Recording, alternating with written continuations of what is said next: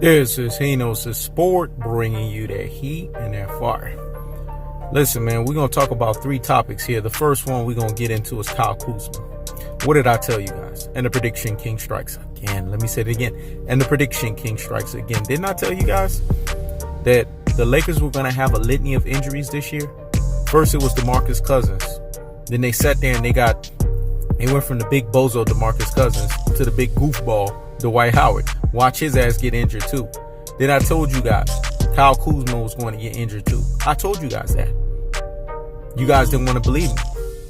Then you have Anthony Davis. Remember, he's one of these away from being injured. Let me say it again. One of these away from being injured. Listen, man, when I keep talking, folks don't want to hear me, especially when I come with cold-hearted, unadulterated, and cutthroat truths. The truth of the fact of the matter is the Los Angeles Lakers may very well not make the playoffs. So folks need to let this dawn into their heads, especially the LBJ riders media, the LBJ apologists, the LBJ stance, and the LBJ brigade. They're going to propagate, say, oh, LeBron James and Anthony Davis is the best 1-2 punch in basketball. They're the best dynamic duo. They're the best tandem. But in order for that to happen, right, they have to first prove it. And second, Anthony Davis needs to stay injury-free. Let me say it again. They have to first prove it, and Anthony Davis needs to stay injury-free.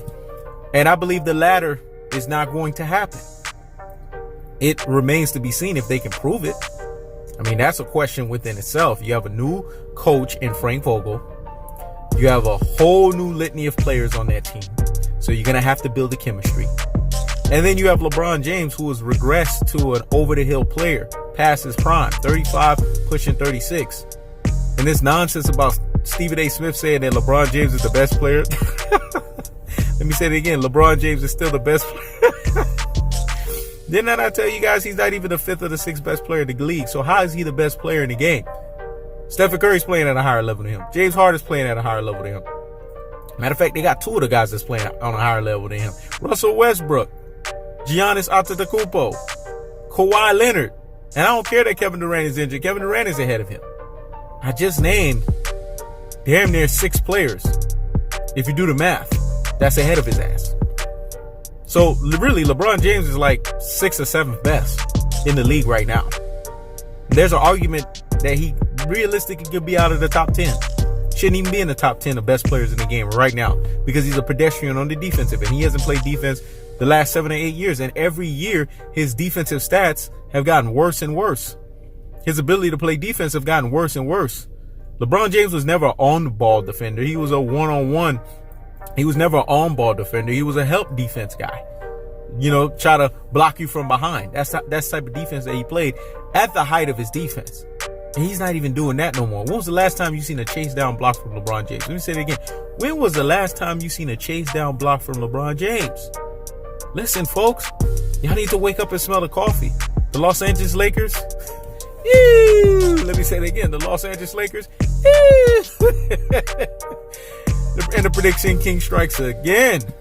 And the prediction king strikes again. I keeps the foot on the what? On the next. I keeps the foot on the what? On the next. Like the Tibetan Mastiff that I am. I apply what? Unlimited pressure. Because pressure does what? It busts his fucking pipes, folks. Now on to the next story. Masai Ujiri. Today is pretty much a bunch of higgity damn hushes of the damn day, though. And Kobe Bryant getting a salute of the damn day. I've never done this in a video, so 2 higgity hushes and 1 salute of the damn day. Let's get on to the next topic. Masai Ujiri. Wishful thinking, man. Let me say it again. Wishful thinking. He said some good stuff. You guys go check out the community post.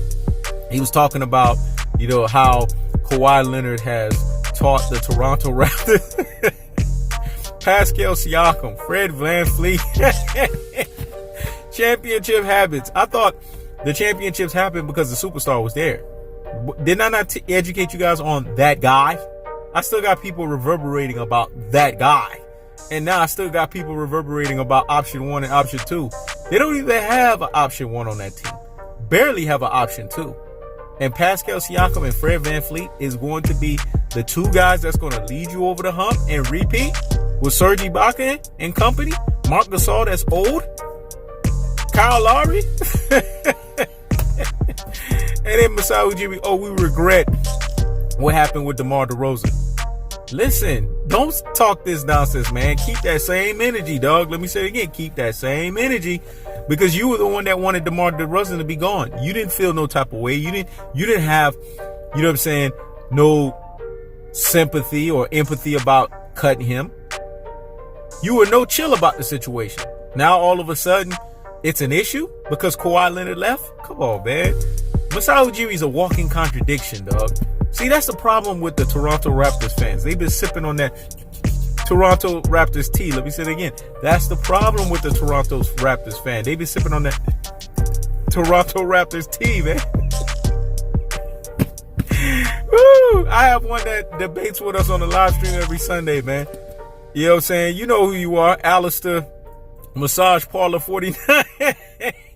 Shout outs to Lewis, Basketball, Football, and Wrestling Network. He's the one that gave you the title. Let me say again. Shout outs to Lewis, Basketball, Football, and Wrestling Network. I know he feeling some type of way because of the Kobe thing, with him saying that Kobe was outside of the top 10. But hey, dude, you know me. I keeps the foot on the what? On the next. I keeps the foot on the what? On the next. And like the Tibetan Mastiff that I am, I apply what? Unlimited pressure, because pressure does what? It busts his fucking pipes. We still cool.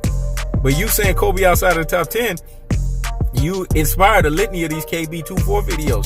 So I have to keep the foot all on the damn necks, dog, and make you recheck and have to relearn your basketball again, because no one has Kobe Bryant outside of the top 10. We don't play those games over here. You got to be on your dean to know that Kobe belongs in the top 10. I don't care where you have him in the top 10. He need to be in your damn top 10. Can't be having no damn LeBron James ahead of him. But now let's get back to Alistair 49. Or Alistair Massage Parlor 49. That's the problem with these Toronto Raptors fans, man. They're clueless. And you can see this with Masai Ujiri. The man sounds clueless as you don't know what. The Toronto Raptors are going to repeat. I've heard it all. And see, they're the ones copying the Game of Thrones moniker, We the North. Listen, man, you can't be talking about Winterfell, the greatness of Winterfell, and belittle that crap to Toronto Raptors that wins one championships at every 100 years. Let me say it again. You can't take the greatness of Winterfell from Game of Thrones, that's one of the above the fray kingdoms, and belittle that thing down to the lowest level of Toronto Raptors that wins one NBA championships every 100 years. You have to have 4 or 5 great grandchildren before they could win a freaking title. Let me say it again. You have to have 4 or 5 great grandchildren before they could win a freaking title.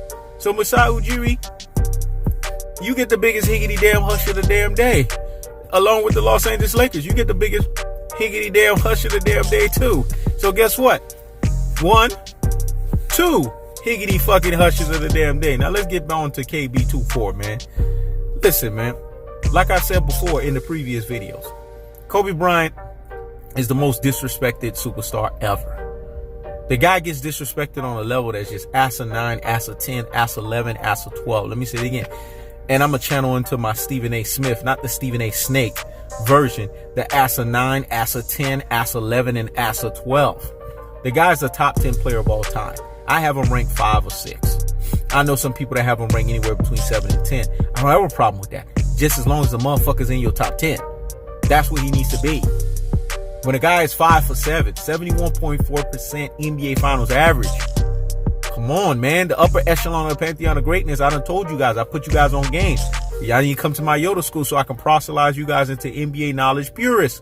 You have to average 50% or better in NBA Finals average. Kobe's done this. 71.4%. He's blowing this thing out by 21.4%. So how is he not in the top 10? I mean, it's ridiculous. The feats that this man has done, he's broken all of the damn Lakers records. He is the Lakers record holder, man. Let me say it again. He's the Lakers record holder. Are you guys kidding me? Iconically, he's one of the players that played 20 years for one franchise. I mean, come on. There's a lot of stuff this guy has set precedents of. We don't want to talk about his scoring ability because he's one of the top scorers ever. Top 4 scorers of all freaking time. I mean, come on. The list goes on and on with Kobe Bryant. His assassin's mentality, his work ethic, his obsessive and successive drive. Let me say it again. His obsessive and his successive drive to be the greatest of all time. Obviously, he fell kind of short on that, but he's damn near close enough. And if Kobe would have won those 2 finals, I'm telling you, if he would have had 7 finals and four finals MVP, he would have given me enough argument to argue it down with the best of them in the NBA GOAT conversation. But he didn't get it, so I can't even entertain that conversation. Because to entertain the Michael Jordan conversation, you have to be perfect. And even Kobe fell short. But he was close enough. Way closer than some damn LeBron James. Come on, man. This is the Black Mamba.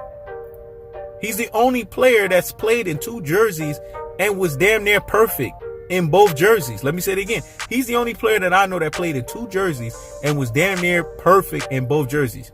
We still doing this. We wrestling who's better, Afro 8, KB 8, or KB 24. Let me say it again. Afro 8, KB 8, or KB 24. Some people will pick Afro 8 or KB 8. Some people will pick KB 24. That's how great Kobe Bryant was. He was dominant when he played with both numbers. So put respect on that man's name. Put respect on that man's greatness. Because that man's been delivering greatness after greatness after greatness after greatness. His feats are unreal. You know how many games this man has scored 30 or more points?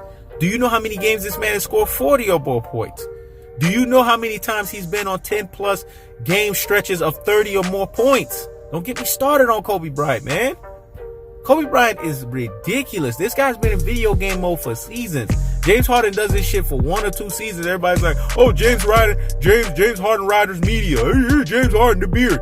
Kobe Bryant did that shit for years after years after years after years, man.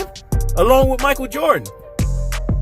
This guy right here deserves the truest and the most properest respect that he deserves as an NBA player and the legend that he is. So put respect on KB24's name. This is He Knows the Sport. Check it out.